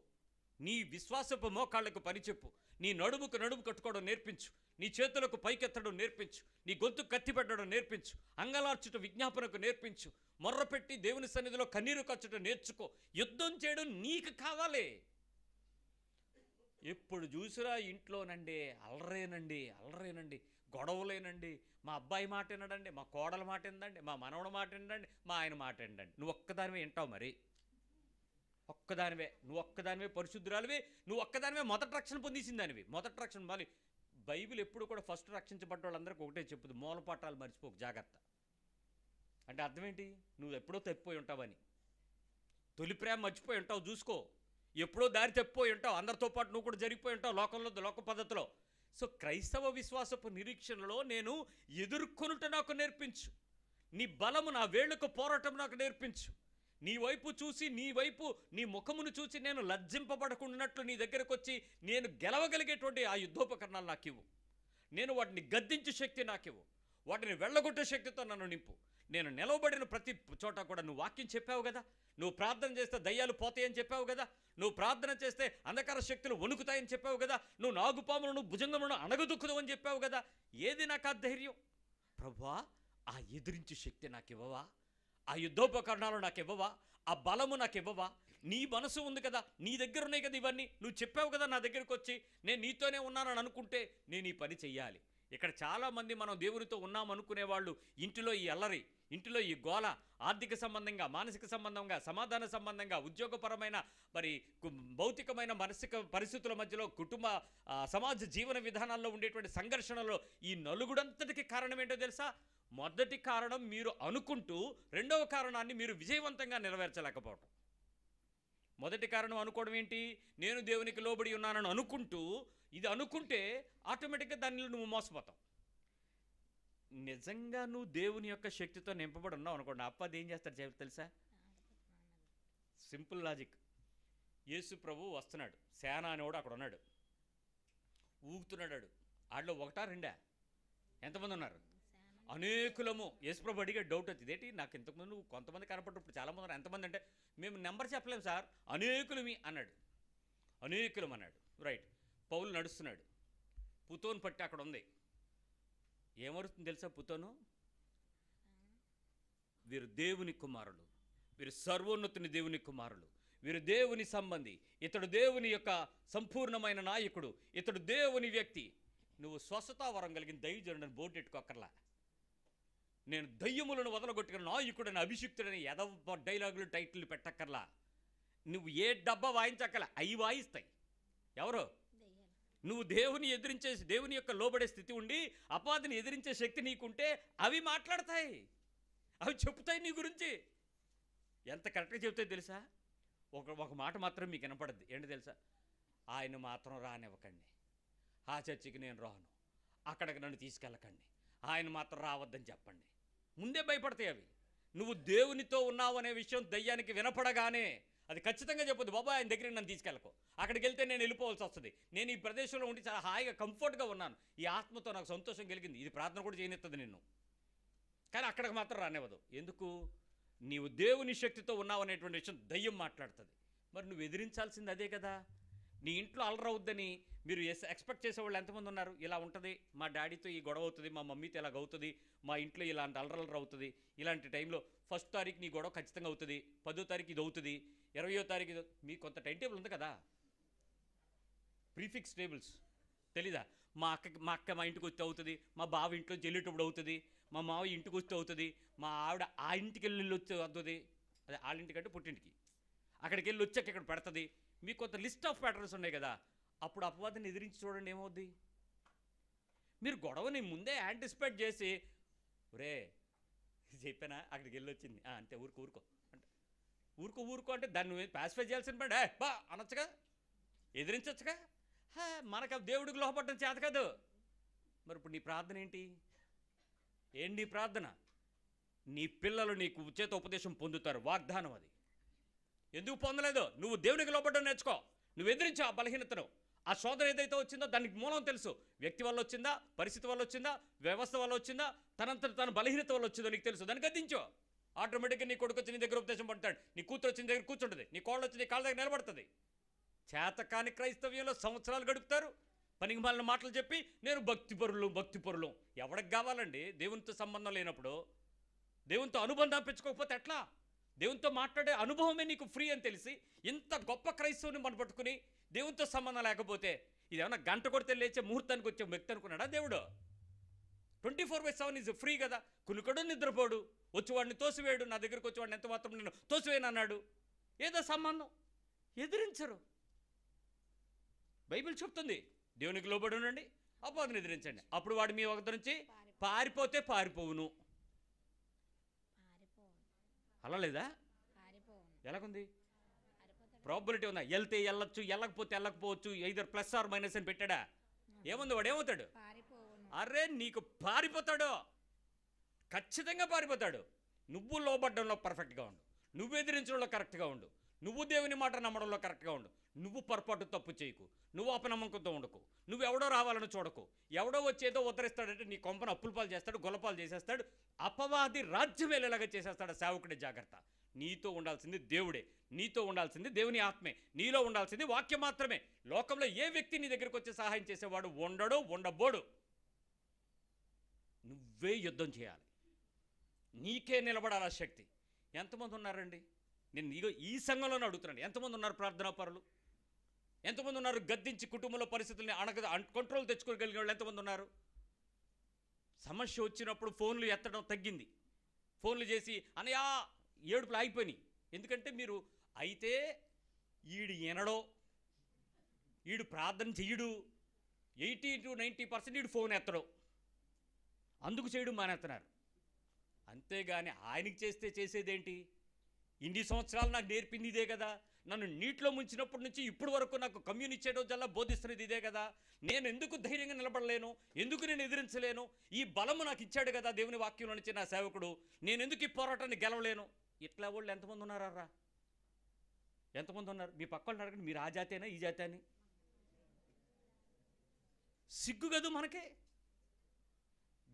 గంటలు ప్రార్థనలు చేస్తున్నారు. దండం తల్లి నీ ప్రార్థనలకి, దండాలు. ఏం ప్రార్థనో దేవునికి లోబడ్డం చేత కాదు, అపవాదిని ఎదిరించడం చేత కాదు. అల్లరిని ప్రోత్సహిస్తున్నాం, అల్లరి అవుతుందని ముందే యాంటిసిపేషన్. వచ్చేస్తుంది బాబోయ్, వచ్చేస్తుంది, జాగ్రత్తగా ఉండండి రోయ్. ఏంటండి అలర్ట్? ఏయ్ అల్లరి పరిచాత్మ పోబెడిగా గద్దించి నిలబడాల్సింది అని, నిలబడి ఎదురుగా చూడాల్సిందానివి. సమాధాన పాత్రతో నింపబడాలి, సంతోష పాత్రతో కుటుంబం తృప్తిపరచబడాలి, నీ అన్నము పానము దీవించబడాలి, క్రొవ్వుతో నింపబడాలి, సమాధానపు ఆత్మతో సరిహద్దులో నింపబడాలి, ఎదుటివాడు శత్రువు నీ ముందు కాళ్ళ ముందు నీకు సహాయం చేసేవాడిగా మారిపోవాలి. ఏదండి క్రైస్తవ్యం? నీ సెల్ఫ్ డిఫెన్స్గా చచ్చిపోతున్నావు. ఎప్పుడు ఎదిరిస్తావు నువ్వు అపవాదిని? ఎన్నాళ్ళు నీకు పడుతుంది టైము? నీకు తెలుసు ఏం చేయకూడదు, కానీ ఏం చెయ్యాలో తెలిసిన దగ్గర నువ్వు చేయడం మానేసి ఏ పాస్టర్ వస్తాడమ్మా మీకు? నాకు అనిపించింది ఇవాళ దేవుని మనసు ఎరగడానికి, అపవాదిని ఎదిరించడానికి తెలిసిన ఈ క్రైస్తవ జనం ఎన్ని లక్షల మంది కుంభమేళాలకు వెళ్ళారో తెలుసా? లక్షలు కాదు, కోట్లు. 60 కోట్ల మంది వెళ్ళారంట, లెక్కలు చెప్తున్నాయి. సరే అలాగ ఉంచండి. బస్సులు, లారీలు, ట్రైన్లకి ఎంతమంది వెళ్ళారు గుంటూరు? నా ఫోన్లో ఎత్తలేదు, సరిగ్గా ఎత్తిన ముందే చెప్దును. వచ్చినోడు కల్లా ఒక ఫారం ఇవ్వు, నువ్వు క్రైస్తవుడు అయితేనే లోపల రాని డిక్లరేషన్ ఇయ్యి, వీళ్ళందరివి గవర్నమెంట్కి పంపించు, ఇన్ని లక్షల మంది క్రైస్తవులు ఉన్నారని చెప్పి గవర్నమెంట్ జడిచిపోను రాత్రికి. అలాంటి సంతకాలు పెట్టమంటే ఎంతమంది వెళ్తారండి ఆ పండగలకి? ఏది తిరణాలకి, 3 రోజులు తిరణాలకి వెళ్తారా ఎవడైనా? అలాంటి సంతకాలు పెట్టమంటే అక్కడ ఎవడన్నా ఉంటాడా? ఏ గ్రౌండ్లో దొరికినోడు దగ్గర నువ్వు క్రైస్తవుడైనా ఫోటో తీయడం, సంతకం పెట్టాడు. చేయలేమేంటి? ఆర్టిఫిషియల్ ఇంటెలిజెన్స్ కెమెరాలు పెడితే ఎంతమంది ఉన్నారో ట్రాక్ అయిపోద్ది అంతే, దబ్బా దబ్బా. ట్రైన్లు దిగంగానే, బస్సు దిగంగానే, పొలంలో లారీ దిగంగానే అక్కడ కెమెరాలు రికార్డ్ చేస్తే మీ ఫోటోలన్నీ దానిలో తేలిపోతాయి, కంప్యూటర్లో వచ్చేస్తాయి, 1 గంటలో వచ్చేస్తాయి రికార్డు. వీళ్ళందరూ క్రైస్తవులని ఇల్లు వాళ్ళందరూ మాట్లాడరే. మనం అనుకుంటున్నాం, వాళ్ళు అనుకుంటున్నారు. వాళ్ళు ఏం పుస్తకాలు అమ్ముకుంటున్నారు, పక్కన వాళ్ళు ఏం పకోడీలు అమ్ముకుంటున్నాడు, ఇంకోటి ఏదో అమ్ముకుంటున్నాడు. వాళ్ళ వ్యాపారాలు వృద్ధి చెందుతున్నాయి. మీ విశ్వాసం వృద్ధి చెందుతుందా? మీ నిరీక్షణ వృద్ధి చెందుతుందా? దేవునితో సంబంధం వృద్ధి చెందుతుందా? అపవాదిని ఎదిరించే బలము నీకు వచ్చిందా? కొత్త పాట నేర్చుకుని వచ్చావా? ఏం నేర్చుకుని వచ్చావు? కొత్త పాట, పుస్తకం ఆపడం. అరే, క్రీస్తుతో సంబంధానికి నువ్వు ఊర్లు తిరిగి దేశాలు తిరగాల్సిన పని ఏంటంటే? వాళ్ళ చర్చోళ్ళు వాళ్ళ దగ్గరికి పోతారు. నీ చర్చిలో, నీ సంఘంలో పడేడు, నీ సేవకుని దగ్గర పడియేడు, నీ మందిరంలో పడియేడు, నీ దేవుని పాదాలు పట్టుకో. ఊర్లో మడి తిరుగుతావే దేశదిమ్మర్లాగా. దేవునితో సంబంధం సరిపోడని. I'm not agreed to any house and departments. నీ జీవితాన్ని దేవునితో కట్టబడని, లోకపు ఆశలకు ఆసక్తులకు పరుగులు పెడుతున్న ఆ కుంభమేళాకి ఈ గుంటూరు మేళాకి తేడా ఏంటి? పిచ్చి కాకపోతే ఎదిరించే శక్తి నీకు దొరికిందా? అపవాదిని ఎదిరించగలిగిన సర్వశక్తి కలిగిన అధికారపు తాళపు చెవులు నువ్వు పట్టుకోగలిగావా? నిలబడగలిగావా? నీ ఇంట ఆ శాంతి సమాధానం రాజ్యమేలుతుందా? నీ సరిహద్దుల్లో ఆనందం పొంగి పొర్లుతుందా? నీ ఇంటికి వచ్చిన వాడు తృప్తి పొందగలుగుతున్నాడా? నువ్వు బయటికి వెళ్ళినప్పుడు దీవెన నీ బద్ధంగా నడుస్తుందా? ఏమంది వాక్యాలు అబ్రహాంకే చెందుతాయా? 31 రాత్రి అది నాది అన్నావు. మరి ఏ వాగ్దానం వచ్చినా నాది అన్నావు. ఇప్పుడు ఆ వాగ్దానం నీ ఇంట్లో నెరవేరట్లేదంటే నువ్వు దేవుడికి లోబడలేదు. లోబడిన తనం ఎక్కడో ఉంది నీకు. మానసికంగానో, శారీరకంగానో, ఆరోగ్యపరంగానో, ఆత్మీయంగానో ఏదో దోషం పెట్టుకున్నావు. నేను ఏ మనిషి పర్ఫెక్ట్ అని నేను చెప్పను. పర్ఫెక్ట్ అవ్వడానికి పడే ప్రయత్నాన్ని చూసి అపవాది భయపడిపోతాడు. వీడు నీతిమంతుడు, వీడు పరిశుద్ధుడని చెప్తాడు. ఆ స్థితికి, ఆ అంతరంగంలో ఎదగని ఆత్మీయత మరుగుజ్జుదనంగాక ఏమనాలి? మార్క్స్ వార్త 9వ అధ్యాయం 24వ వచనం. ప్రార్థనలో ఆనందించాల్సిన సంతోషాలు పోగొట్టుకున్నారని దుఃఖంతో చెప్తున్నాను. మార్క్స్ వార్త 9వ అధ్యాయం 24వ వచనం. వెంటనే ఆ చిన్నవాని తండ్రి, నమ్ముచున్నాను, నాకు అపనమ్మకం ఉండకుండా సహాయం చేయమని కన్నీళ్లు విడిచి బిగ్గరగా చెప్పాను. బా, ఆ చిన్నవాడు గొప్పోడో వాళ్ళ నాన్న గొప్పోడో నాకు ఇప్పుడు అర్థం కావట్లేదండి. యేసు ప్రభు ప్రార్థన చేసి కిందకు వస్తున్నాడు. బ్యాచ్ 1 2 3 4 5 6 7 8 9 10 11 12 వెళ్ళిపోయినాయి. ఒకటి తర్వాత ఒకడు ఏసునామములో పో అంటాడు. అదంటే నేను వెళ్ళను అంటుంది. వీడి కంగారు పడుతుంది పేతురుకి. ఏంటి పేతురు వచ్చి అంటున్నాడు, అరే యోహాన్ ఏంట్రా, మన ఇద్దరం కలిసి ప్రార్థన చేద్దాం రా అన్నాడు. ఇద్దరు కలిసి ప్రార్థన చేశారు. ఏసునామములో పో అన్న. అదందే, ఏసు నాకు తెలుసు, నువ్వు వెళ్ళవే, పని చూసుకోవే పేతురు, యోహాను వెళ్ళి పని చూసుకో అందే. వీళ్ళిద్దరికి భయం వేసింది. 3వ దగ్గరికి వెళ్ళారు, 4వ దగ్గరికి వెళ్ళారు. అపోస్తులు 11 మంది ప్రయత్నాలు అయిపోయినాయి, 12 మంది అయిపోయింది. యేసు ప్రభు దగ్గరికి వెళ్ళి చెప్తున్నారు, ప్రభువా అది వెళ్తలేదు, దాని సంగతి ఏదో చూసి బాబు అన్నాడు. అప్పుడు యేసు ప్రభు వారు వచ్చి అన్నాడు, నమ్ముట నీ వలనైతే సమస్తము సాధ్యమని చెప్తూనే ఈయన డైరెక్ట్గా వచ్చి ఇక్కడ చిన్నవాడితో మాట్లాడేశాక ఆ తర్వాత బాగు చేయబడిన తర్వాత అప్పుడు ఆ మాట అన్నాడు. ఆయన ఏమన్నాడు? ఆ చిన్నవాడి తండ్రి ఏమన్నాడు? నమ్ముచున్నాను, నాకు అపనమ్మకం ఉండకుండా సహాయం చేయమని. నేను నువ్వు వదలగొడతావని నేను నమ్ముతున్నాను. నాకేముంది లోపల? అపనమ్మకం. ఏముంది? అపనమ్మకం. ఈ ప్రార్థన మార్కు సువార్త తొలి అధ్యాయంలో ఉంటుంది. క్రైస్తవుడికి మళ్ళీ అధ్యాయం వరకు నడుస్తుంది. క్రైస్తవుడు చచ్చిపోయేంత వరకు నడుస్తుంది ప్రార్థన. మీరు చెప్పండి, మీ పక్కన అడగండి, మీరు అన్ని విశ్వాసాల్లో ఫుల్ ఫెయిత్ ఏనా అని అడగండి. In all situations your full nil. ఇదే ప్రార్థన. ఏమని? అపనమ్మకం ఉండకుండా సహాయం చేయి. పరీక్షలు రాస్తున్న పిల్లలందరూ స్టేట్ ఫస్ట్ మీదే కదా. ఫస్ట్ రాకపోతే సెకండ్ అయినా వద్దని చెప్పచ్చు కదరా, చెప్పరు. ఇప్పుడు ఏంటి? మాకు నమ్మకం కలగకుండా సహాయం చేయి. ఏమని? ఫస్ట్ వచ్చేతానేమో అని. ప్రభు నాకు భయం వేస్తుంది, ఫస్ట్ ఎక్కడ వచ్చేస్తాను మా అన్నయ్య ప్రార్థన చేస్తున్నాడు, వద్దు వద్దు వద్దు వద్దు వద్దు. ఎందుకు? నేను చదవలేదు కదా. మా దగ్గర ఇవాళ 10th క్లాసు ఈ ఇంటర్మీడియట్ రాస్తున్న పిల్లలందరి కోసం ప్రార్థన చేసుకున్నాం. పిల్లలందరూ వచ్చారు. ఓ బాబుని వాళ్ళిద్దరు ఫ్రెండ్స్, ఇద్దరు పిల్లలు ఉన్నారు. పిల్లలు నవ్వుతూనే మాట్లాడుతున్నారు, అనయ్య వీళ్ళిద్దరూ స్టేట్ ఫస్ట్ ర్యాంకర్స్ అన్నారు. ఇద్దరు ఫస్ట్ ర్యాంకర్సా అన్నాను నేను. అనంటే వీడికి ఆడు కాంపిటీషను, ఆడికి ఈడు కాంపిటీషన్ అట. అంటే ఇద్దరు ఒకే జెడ్పీహెచ్ స్కూల్లో నుంచే. అంటే వాళ్ళు నవ్వుతూనే అంటున్నారు వీళ్ళిద్దరూ. నాకు ఆ తర్వాత స్లోగా అర్థమైంది, ఏంటి ఇది, మా వాడు ఎంత చదువుతాడో మాకు తెలీదా? మన పిల్లల కెపాసిటీ మనకు తెలియకుండా ఫస్ట్ సెకండ్ అంటే తప్పు కదా. అందుకని మేము ఆడు అన్నాడు, ఈ ఊరోళ్ళకి ఆ ఊరు వేశారు, ఆ ఊరోళ్ళకి ఎక్కడ వేశారు అని. అంటే ఎక్కడేస్తే మనకేటన్నా, మన ఇద్దరు స్టేట్ ర్యాంకులు గ్యారంటీ అన్నాడు. అప్పుడు నేను పిలిచి ప్రార్థన చేద్దాం అన్నాను. పిలిచి, అన్న ఒరే ఆడు నవ్వాడురా, ఫస్ట్ ర్యాంకు అని కేకటాలు చేస్తున్నాడు రా, స్టేట్ ర్యాంకు. నమ్ముదాంరా, నమ్ముటి నీ వలనైతే.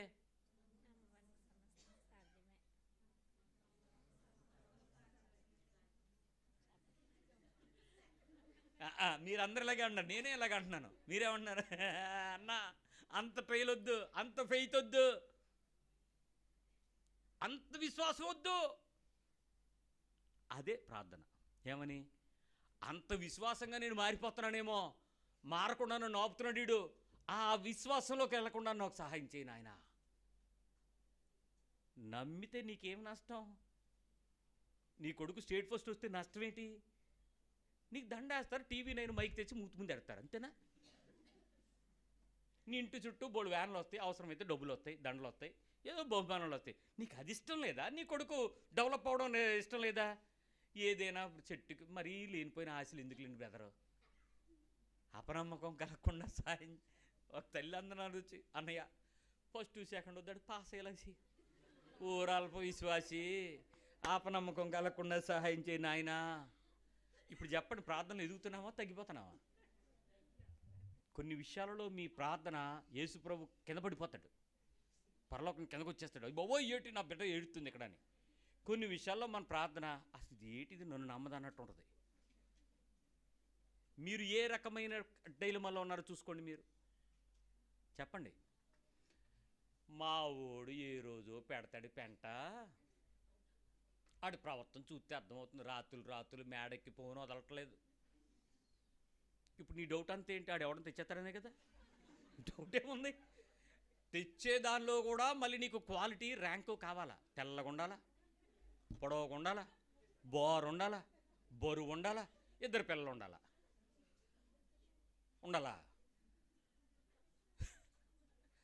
మళ్ళీ నీ హృదయంలో అపనమ్మకం ఏంటి, నమ్మకం ఏంటి? ఆడేదో చేస్తున్నాడని నీకు తెలిసినప్పుడు ఎదిరించాల్సిందేంటి? నీకు ఆ క్లారిటీ ఉందా లేదా? ఆ తప్పు జరగదు, నా కొడుకుని నేను నమ్మగలను, ఆడి పెంపకం నాది, ప్రార్థన నాది, నా కన్నీరు చూసి పెరిగాడు, నా దుఃఖం చూసి పెరిగాడు, నా శ్రమ చూసి పెరిగింది నా ఇంట్లో, నా భర్త నన్ను చూసి పెరిగాడు. తప్పు జరగదు, తప్పు పాపానికి అవకాశం లేదు నా ఇంట్లో. నా దుఃఖమంతా, నా కన్నీరంతా నా ప్రభు పక్షంగా బుడ్డిలో దాచబడింది. ఎందుకు ఈ అపవాది రాజ్యం వెళ్తాడు నా ఇంట్లో? ఉందా నీకు ఆ విశ్వాసం? ఇప్పుడు ఏమడుతున్నాడు వీడు? నాయన అపనమ్మకం కలగకుండా సాయం చేయను నాయన. ఏ ఇంట్లోనైనా ఈ ప్రార్థన నడుస్తుంది. ఇంకా 9వ అధ్యాయం ఉండిపోతావా? 16 అధ్యాయాలు ఉన్నాయి మార్కులో. ఎప్పుడు నడుస్తావు ముందుకి? అపోస్తుల కార్యాలు చూడాలి, ఆత్మ ద్వారా జరిగే ప్రార్థన విజ్ఞాపనలు. రోమా పత్రికకి వెళ్ళాలి, యుక్తముగా ఎలాగ చేయాలో తెలియకుండా ఆత్మే నీ గురించి చేసే ప్రార్థన అభిషేకానికి ఎప్పుడు ఎదుగుతావు? ఎన్ని అపనమ్మకాలు ఉన్నాయి చూడండి ఇప్పుడు మీ ఇంట్లో. అమ్మా కంగారు పడకు, మీ ఆయన మారుతాడు, నాకు నమ్మకం లేదు. ఎత్తి మీద ఏదో పెట్టి కొట్టద్దని నీ నమ్మకం లేదా? మారడానికి గ్యారంటీయా? ముద్రేసింది. ఇప్పుడు ఏం ప్రార్థన చేయాలి దానికి? ప్రభువా, నా సహోదరి హృదయంలో అపనమ్మకం కలగకుండా సాయం చెయ్యి. ఏంటి ఇంత ప్రార్థన చేసిన ఆమెన్ అనుమన్నాడు. నాకన్నా ముందే అనేది ఆమెన్. మా ఆయన మారడని వెళ్ళిపోద్ది. వెళ్ళిపోయేటప్పుడు డైలాగ్ అదే, నువ్వు ఎన్ని చెయ్యి బాబు, నాకు తెలియదేటి, ఇన్ని సంవత్సరాలు కాపురం చేస్తున్నాను. ఏమనాలి నిన్ను? నీ నాయకునిలో అప్పమా, వాక్యంలో అప్పమా, ఫీడింగ్ ఇన్పుట్స్ ప్రాబ్లమా? నీకే నీ ఫెయితే ఒక తొక్కర స్టాగ్నెట్ అయిపోయింది. దేవుని మీద నీకు కావలసినంత ఆ స్థిరత్వము లేదు, పరిపూర్ణమైన విశ్వాసకర్తగా మారలేదు. చాలా అపనమ్మకాలు గూళ్ళు అనుకున్నాయి. చూడండి, మీరు 100 విషయాలు అడగండి ఉదయం లేచి, 89 నుంచి 90 విషయాలు అపనమ్మక ప్రార్థనలే ఉంటాయి. కానీ ప్రార్థన మానరు. ఇప్పుడు నువ్వు చేసే ప్రార్థన అవిశ్వాసపు ప్రార్థన అయితే విశ్వాస కార్యాలు ఎలా జరుగుతాయి? ఎలా జరుగుతాయి? 10 సంబంధాలు చూశారు, అబ్బాయి నచ్చలేదని వెళ్ళిపోతున్నారు. 11వ సంబంధం వచ్చింది.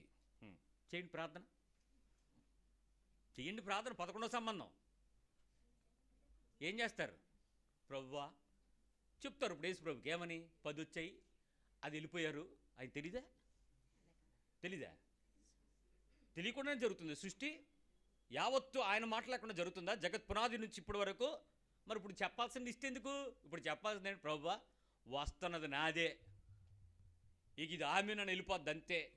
వస్తున్నారు, చూస్తారు, చేస్తారు, నాకు నమ్మకం కలిగి ఉంది, నాకు అపనమ్మకం ఏం లేదు. ప్రభు నేను ఎందుకు విశ్వాసం ఉంచుతున్నాను, నువ్వు చేయబోతున్న కార్యానికి వందనాలు. పట్టుచీర పైన ఉంది, కింద తీస్తున్నాను. ఆమెన్. పట్టుచీర దేనికి? నెక్స్ట్ కార్యక్రమాన్ని కట్టేసుకుంటున్నావు. దేవుడికి చెప్పుకోవాల్సిన విషయం అది. నీ విశ్వాసంతో ఒక అడుగు ముందుకేసావు. అంత మరీ అంత ఎక్కువ వద్దు బెదరు, ఏమొద్దు, అంత విశ్వాస ప్రార్థన వద్దు, వద్దు వద్దు. ఏమి ఏడుపు తెలుసా పిల్లడు తండ్రి? నాకు అప్పుడు అర్థమైంది, 12 మంది పాస్టర్లు చేయలేకపోయిన ఒక ప్రార్థన ఒక పిల్లవాడి తండ్రి చేశాడు. ప్రార్థన 12 మంది పాస్టర్లు వదలగొట్టలేకపోయిన కార్యం. అపోస్తలుడు బ్యాచ్ అంతా ఏడిచింది. పరా అంద దయ్యం. యేసుప్రభు ఒక్క మాట అన్నాడంతే, వెళ్ళిపోయింది. అప్పుడు అంటున్నాడు ఆయన, నువ్వు చేయగలవని నాకు తెలుసు, నీ దగ్గర జరుగుద్ది. నీ శిష్యులు చేయలేకపోయినంత మాత్రంలో మీ యజమానిగా నువ్వు చేయలేవని నేను నాకు డౌట్ లేదు ప్రభువా. కానీ ఈ 12 మంది చేసిన చేష్టలు చూసి, అరుపులు చూసి, కేకలు చూసి, హడావుడి చూసి లోపల ఏదో డౌట్ ఉంది. ఏమని? గురువు నాణ్యమైనోడేనా? అసలు యేసుప్రభు దగ్గర పవర్ ఉందా? ఆయన దగ్గర ఉంటే పిల్లలు వీళ్ళు పర్ఫెక్ట్గా ఉండాలి కదా. అపనమ్మకం కలుగుతుంది. ఈ జీవితం ఈరోజు క్రైస్తవ నాయకులందరికీ ఉంది ఈ ప్రాబ్లం. నాయకుడు స్థిరంగా ఉంటాడు, శిష్య జనం స్థిరంగా ఉండరు. శిష్యుల్ని చూసే మనుషులు నాయకుడిని శంకించి, నాయకుని దేవుని శంకించే స్థితిలోకి వచ్చేసింది సంఘం ఈరోజు. అయ్యగారు బాగుంటారండి, ఈ చెంచాలు ఎందుకండి ఎలా తయారయ్యారు? అన్నయ్య బాగుంటాడు, ఆ వెనకాతలుండే తొట్టికేంగ చూడండి ఎలా తయారయ్యారు, వాళ్ళు చేసే పనులు చూడండి, చేష్టలు చూడండి. ఎవడైనా దేవుళ్ళు ఉండగలుగుతారా? అపనమ్మకపు జీవితాలు. ఆ శిష్యులు చేసిన పనులే వీళ్ళు చేస్తారు. ఇదేమి ఎక్కువ తక్కువ అవ్వదు. నీ నాయకత్వపు జీవంలో దేవుని వైపు నువ్వు నిలబడితే నీ ప్రార్థనా జీవితంలో నుంచి చెప్పగలిగే మాట ఆ అవిశ్వాస తలంపులు లేని ప్రార్థనలో ఆనందించగలిగిన స్థాయికి పెరిగిందా? అలాంటి స్థితి కలిగిన ప్రార్థనలో నీ హృదయం నిలబడగలిగి ఎప్పుడైనా చేయగలిగావా? ఏదైనా చిన్న విషయం జరిగినప్పుడు దేవునికి మహాస్తోత్రం ఏంటంటే, ఈ మధ్య దయ్యాలు క్రైస్తవుల జోలికి రావడం మానేశాయి. మా ప్రార్థనలు చాలా మారిపోయినాయి. ఎంతకుముందు ప్రతి వారం ఒక ఇద్దరు వచ్చేవారు దయ్యం పట్టినోళ్ళు, ఇప్పుడు రావట్లే. అలాగని మీరు ప్రార్థన చేయడం వల్ల మారిపోయింది అనుకున్నారేమో. వచ్చినా వేస్ట్ అని రావట్లేదు. వచ్చి కూడా ఆడికి కావాల్సిన దొరకపోతే ఏం చేస్తారు? నీళ్ళు లేవు దీని దగ్గరనే వెళ్ళిపోతున్నాయి ఎక్కడికో. అలాంటి బలహీనతలను విడిచిపెట్టిన స్థాయిని దాటి నీ పేరు చెబితే వణికే ప్రార్థన ఉందా? అసలు అపనమ్మకం లేని స్థితిలో నువ్వు ధైర్యంగా మాట్లాడగలిగిన ప్రార్థనలో ఎన్నాళ్ళయింది నువ్వు నిలబడి? 3 విషయాలు చెప్పాను. మొదటి విషయమేమో దేవుని మనసు ఆయనకి చెప్పడం మానేసి ఆయనతో మాట్లాడగలగటం. రెండో విషయమేమో దేవునికి లోబడి ఉండగలగటం, ఎదిరించి శక్తి కోసం ప్రార్థన చేయటం. మూడవదేమో అవిశ్వాసము, అపనమ్మకము లేకుండా నాకు సహాయం చేయి ప్రభువా. ఆ పరిస్థితి జరుగుద్ది అనే నీ జడ్జిమెంటు, జరుగుద్ది అనే నీ ఎస్టిమేషను, జరుగుతుంది అనేటి వెయితు దాటి దేవుడు కలుగు చేసుకుంటే దేవుని సర్వశక్తికి ముందు ఇదేమీ కాదు, ఇలాంటివేమీ జరగవు, అపనమ్మకము లేకుండా నమ్మకపు పెరిగే స్థితిని నాకు ఉంచు అనేటువంటి ప్రార్థనలు ఈ ఒక వారం ప్రయత్నం చేసి చూద్దామా? నీ ఇంట్లో ఏ పోరాటం ఉన్నా, ఏ పరిస్థితి ఉన్నా, ఏ బలహీనత ఉన్నా, ఎలాంటి ఉపద్రవం వచ్చినా, ఎలాంటి ఇబ్బంది వచ్చినా దాన్ని గెలవగలగడానికి సహాయం చేద్దామా? బలహీనమైన పరిస్థితి, మీ విశ్వాసం ట్రైల్స్ ఎక్కడేస్తారో చెప్తాను, దయచేసి ఇలాంటి పిచ్చి పనులు చేయకండి. స్టార్ మార్క్, ఇక్కడ నుంచి నేను చెప్పే మాటకి స్టార్. ఇండియా గెలుసుద్దా, న్యూజిలాండ్ గెలుసుద్దా? న్యూజిలాండేనా, ఆస్ట్రేలియానా? ఆ, ఇప్పుడు విశ్వాసం స్టార్ట్ అవుతుంది ఒక్కొక్కడికి. ఏమని 200 కొట్టిరా అయితే ఇంత, 500 అయిందా ఎంత, ఇన్ని వికెట్ పోయినాయా ఎంత. ఏమండి ఇది విశ్వాసమా? విశ్వాసమా? దీనికి దేవుడు అవసరమా? దీనికి ప్రార్థన అవసరమా? దానికి నువ్వేమో అక్కడికి వెళ్ళి కూర్చొని చేసే ఏమైనా పద్ధతులు అవసరమా? పనికి మాలిన విషయాలకి దేవుణ్ణి అడ్డం పెట్టుకొని అవసరమైన విషయాల మధ్యలో దేవుని మహిమను దొంగిలించేటువంటి క్రైస్తవుడు బతుకున్నంత వరకు ఇలాంటి తప్పుడు పనులు జరుగుతూనే ఉంటాయి. మార్చుకో, ప్రవర్తన అంతటిపై దేవుని అధికారాన్ని ఒప్పుకో. దేవుని నీతిని రాజ్యాన్ని వెతకడమే నీ హృదయంలో గురిగా పెట్టుకుని నిలవబెట్టుకో.